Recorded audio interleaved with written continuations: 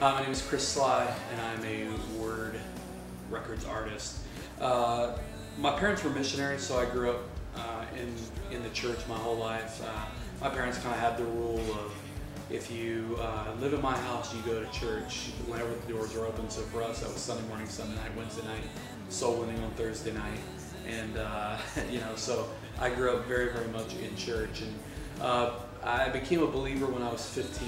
I gave my life to Christ, and went to Christian college. And in college, I went as a pre-law major. My parents were a little disappointed because my grandfather's a missionary, three of my uncles are missionaries, my dad is a missionary. And so they were a little disappointed when I went to go be a lawyer, but at least I would make some money, and that was going to be okay. And then I fell in love with music my first year in college, and I came home and said, hey, so I'm not going to be a lawyer anymore. Oh, really? Are you going to be a pastor? No, I'm going to be a musician. And so not only was I not going to be a pastor, but on top of that, I wasn't going to make any money.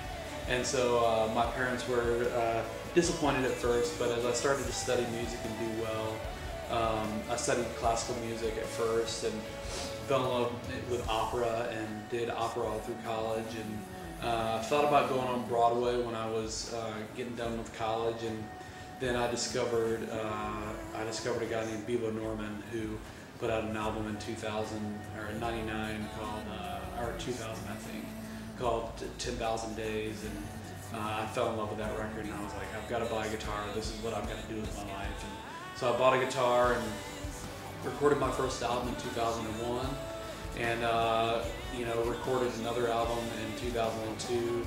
Started a band, and we put out an album in 2004, 2005, and 2007. Or 2006, and then in 2008, 2007, I was on American Idol. We, after that, we moved to Nashville. I lived in Greenville, South Carolina for a while, and we moved to Nashville and got signed to, my first national, major distribution. And now I'm on I guess this is my 6th or 7th record now, and it's called The Anatomy of Broken. I signed with Word Records last year, and so I'm really excited about this record.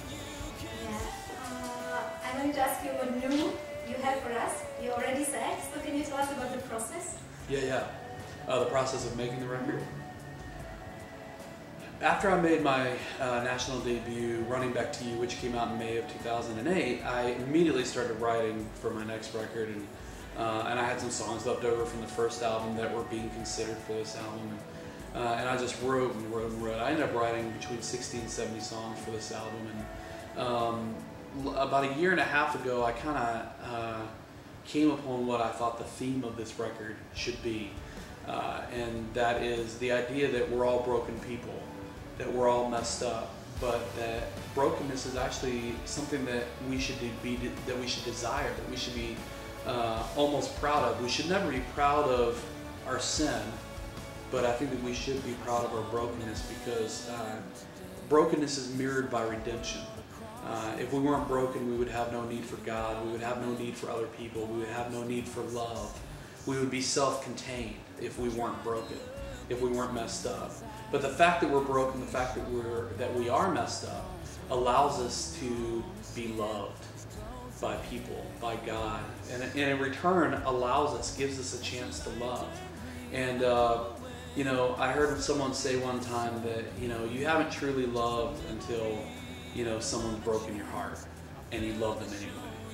And I feel like that's kind of what our relationship with God is like, is that we mess up a lot, and yet God still loves us. We don't bring anything to the table, yet God still loves us.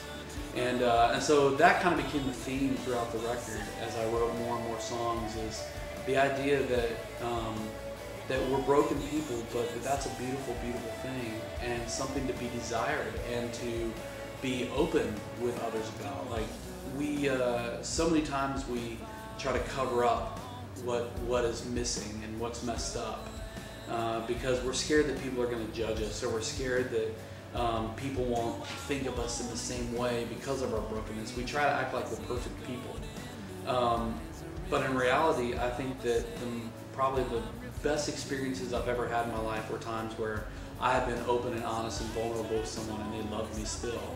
And vice versa, when someone's open and honest with me and I can say, you know what, it doesn't matter what you've done, I still love you. And so I think sometimes in the church that we have this idea that we have to be perfect people. In fact, I read one time where it said that the modern church, that their attitude many times is that if you're hurting and broken, you need to get away from us because we don't want to be poisoned. We can't let our church be poisoned. In fact, that was very much the way that I grew up. The Christianity that I grew up in was very, we get rid of the bad because we want to make sure that we don't poison the good. When in reality, I think biblically, that what I see in Scripture is that it's the opposite, is that if you're hurting and you're broken, that you need to be here. You need to be loved. You need to have the arms of the church around you. And so that's really what this record is challenging the church to be open about the fact that we're broken, and then on top of that, to love people through their brokenness. Could you pick some songs and tell us the song story? Yeah. And maybe, the song story with something? Cool. One of the songs on the record is called Our Love, and the lyric says, we are the broken people, forgiven much, so where's our love?